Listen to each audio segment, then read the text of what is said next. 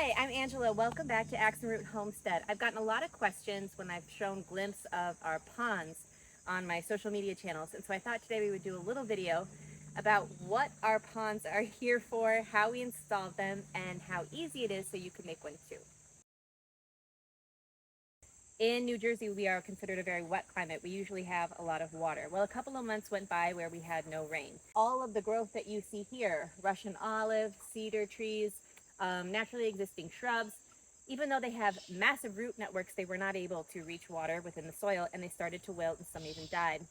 And so, though we have rain barrels, for me, it became really important to have sources or basins of water that I could retain and have access to in extreme situations. If things start to dry up and I need this water, it looks like we're going to be without rain for a while, I can cover it, shut off access for wildlife, and maintain it for use here on the farm, particularly with watering crops.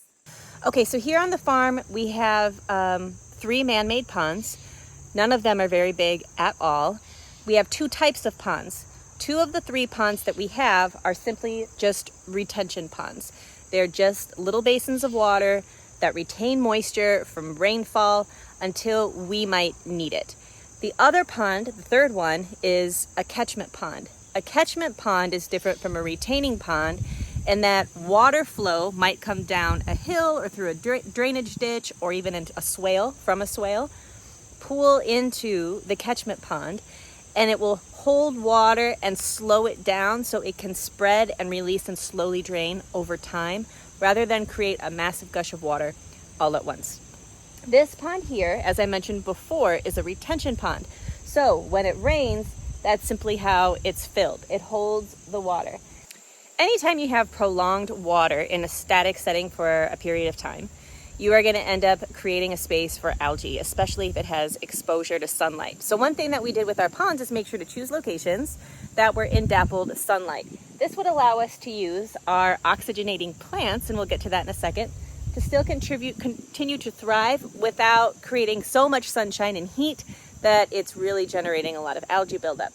One of the reasons we also chose this particular location for this pond is, I don't know if you can see right there, there's some white structures back there. That's my beehives. And so the bees visit this pond for water and take it back to their hive for their honey making.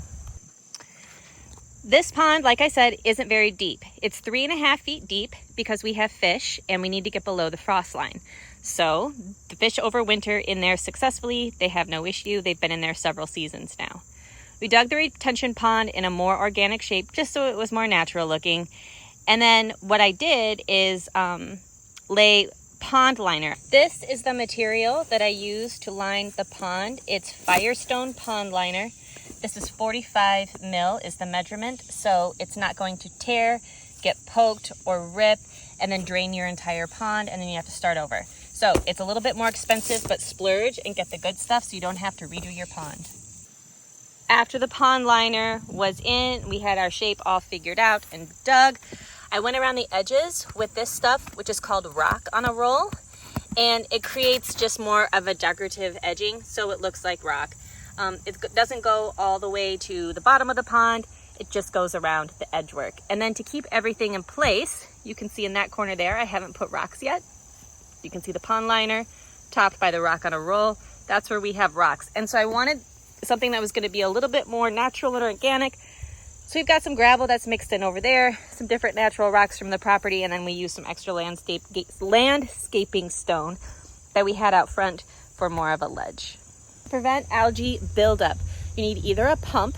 I tried a solar pump. It's not sunny enough in this location.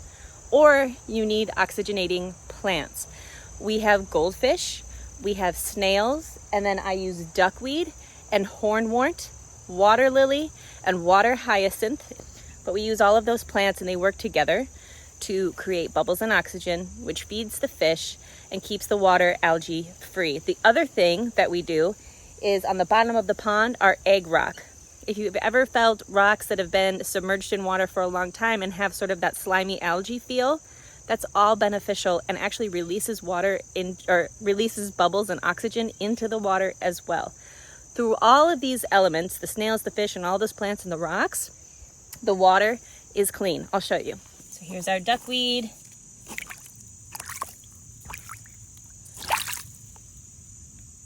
You can see the leaves that are at the bottom of the pond. That's how clear the pond water is, without a pump or a filter. The plants work. Would I drink this water? No, but that's not the point. We don't have a lot of mosquitoes on the farm. That would be a big concern for people who are saying that the water isn't bubbling regularly without a filter or a pump. But here's the thing, when you have goldfish in there, they help to eat the mosquito larvae, which is why I use them in my livestock troughs or water tanks. But the other thing is that when you have a space like this in the woods, you're inviting snakes, frogs, even small turtles, and they keep the mosquito population down. There also is not a lot of vacant water space because that duckweed floats on the top. How would I filter that water and pump it out if I needed it? This is uphill. Sorry about the hand. This is uphill from the space that I would use the water for if needed. So all I would need to do is hook up a hose and use gravity to naturally draw and siphon the water from uphill to downhill through the hose. There is no winter care or maintenance involved in this other than raking out any fallen leaves that would get too thick and create a lot of clotting or matting on the top of the pond surface. The other thing I think that's really important to remember is that if you have water hyacinth or other non-hardy winter plants, those need to come out so that they don't just fall apart and mold and mildew over in the pond come spring. So those will also come out after the first freeze or frost. Something to keep in consideration when digging your pond, if you decide to do so, is you're not just going to dig a bowl or a basin shape and call it good. Naturally existing ponds actually have a series of ledges. We have horsetail, aquatic horsetail, and one of my other ponds that we use, and these grow on the small ledges where we place dirt and growing matter for them to accumulate. What this does is help water filtration. It helps to create a natural setup for fish and other little critters like the snails to hide, but it also helps with gravity and sort of erosion from the pond of everything just sinking down and falling to the bottom of the bowl. The ledges create a more gradual decline. It's how nature intended.